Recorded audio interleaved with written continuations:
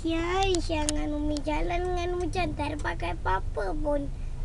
Hai, macam mana ni? Nah, rayap. Tapi kita tetap berdua kan? Kita tetap berdua-dua, Nyai. Nyai, nanti kan kalau Aisyah sakit, nanti macam mana nak sekolah? Umi tak ada yang Umi work kan? Umi tak ada. Umi work.